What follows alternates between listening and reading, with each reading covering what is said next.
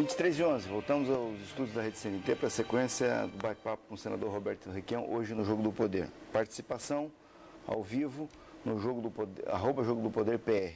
Bom, Rochinha, nós prometemos no Twitter aí uma entrevista quente hoje, hein? Pois é. Vamos botar fogo nesse negócio. O que o Parlasul pode fazer para melhorar essa questão do relacionamento dos estados nacionais, a fim de pôr algum tipo de organização nessa circulação o Mercosul de pode. capitais? O Mercosul é a organização econômica dos estados, através dos seus executivos. O Parlasul hoje ainda é um espaço de parlamentar, para parlare, para conversar sobre os assuntos e levar a questão para dentro dos congressos nacionais. Nós temos uma medida, por iniciativa do Assis, que é um economista lá do Rio de Janeiro, amigo nosso, que entregou algumas ideias para o senador Paim. Nós estamos tentando aprovar uma série de incentivos fiscais, de benefícios, possibilidades de financiamento para iniciativas dos estados que levem à integração da nossa economia. Isso tem que ser votado no Brasil, no Paraguai, na Argentina, no Uruguai e na Venezuela. Bom, vamos voltar aqui. Então, o nosso espaço é o espaço da conversa. É tornar público e, com esta discussão ampla, convencer as populações da importância da nossa integração econômica. Porque juntos nós vamos enfrentar esses mercados do mundo e seremos um mercado extraordinário. E vamos crescer dentro do nosso próprio mercado de consumo, participando também lá fora. Mas é uma defesa incrível, como o Brasil vem fazendo hoje com a política da Dilma, de aumentar o consumo do país. Bom, voltando aqui para o Paraná, já vi aqui duas ou três participações no Twitter, colocando a seguinte questão. Se em 2014, estamos longe de 2014 ainda, mas se em 2014 a Gleisi não quiser ser candidata, a oposição ficar sem alternativa, o senador ainda está disposto a uma parada dessa? Rochinha, vontade eu não tenho. Eu sou de cumprir compromisso. Eu estou fazendo eu estou cumprindo um belo mandato no Senado. Mas veja bem, eu enfrentei todo mundo aqui. A minha eleição aqui foi uma eleição maravilhosa. Eu enfrentei a Gleisi, que era a minha dobrada, mas era também uma opção de voto. A Gleisi teve como segundo voto nos esquemas montados aí pela sua coordenação de campanha. Eu não quero nem dizer que foi o Paulo Bernardo que fez isso, que pode me contestar amanhã, né? Mas é o que parece.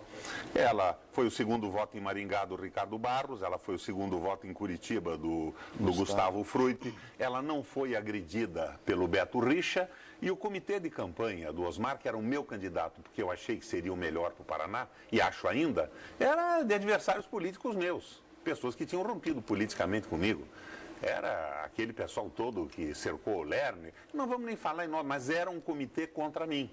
Então, na verdade, eu fui escoteiro. Pessutti também, que era governador. O Pessutti depois queria me destruir, né? Depois das besteiras que ele fez, que eu não pude aceitar no governo do Estado. Então, eu venci uma eleição contra todos eles. A Gleisi era o segundo voto deles.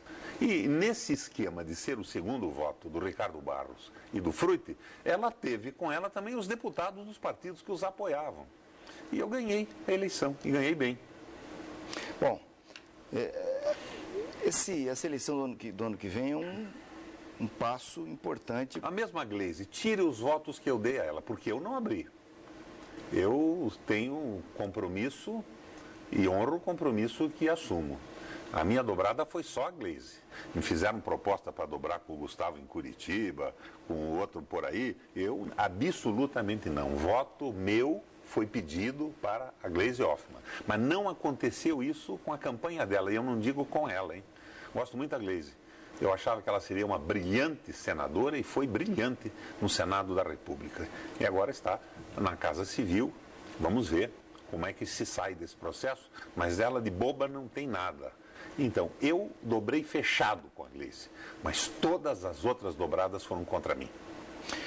Bom, aqui o PMDB municipal é um território seu. Não, o PMDB municipal é o território do velho PMDB de guerra, é um território guerreiro que não se compra e não se vende.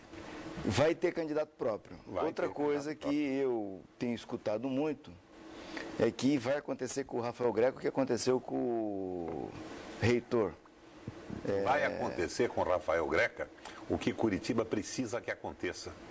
Um candidato que tenha uma noção muito clara do que é uma cidade, que entenda de administração pública e que dispute contra a privatização, contra as multas da empresa mágica, que saia desta linha de transformar a prefeitura num esquema de negócio para os grupos que cobrem o grupo que está no poder no governo do estado hoje.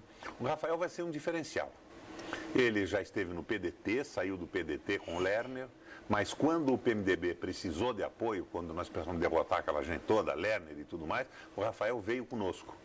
Então, o Rafael já recebeu a indulgência plenária, voltou às suas origens de pensamento, não políticas, e será um prefeito porreta dessa nossa cidade de Curitiba.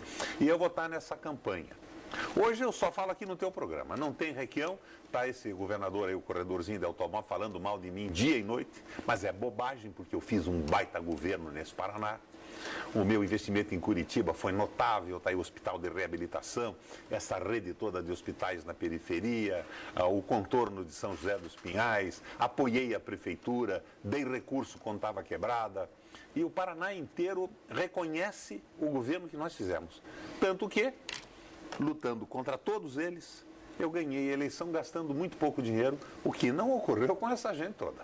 Pois é, a grande preocupação da bancada do PMDB na Assembleia era trazer o Gustavo Frutti para o partido para que ele fosse candidato a prefeito. Isso não Claro, aconteceu. Mas daí vinha privatização, vinha CI, vinha pedágio, porque eu gosto do Gustavo Frutti, eu era muito amigo do pai dele e ele era um menino das minhas relações. Eu fiz a campanha do Gustavo Frutti para vereador em Curitiba, eu e o Maurício.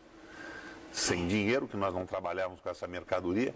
O Maurício tinha lá no fundo do quintal dele um mimeógrafo, imprimia a cédula em mimeógrafo e na periferia aí pedindo voto. Não deu certo, ele não se elegeu.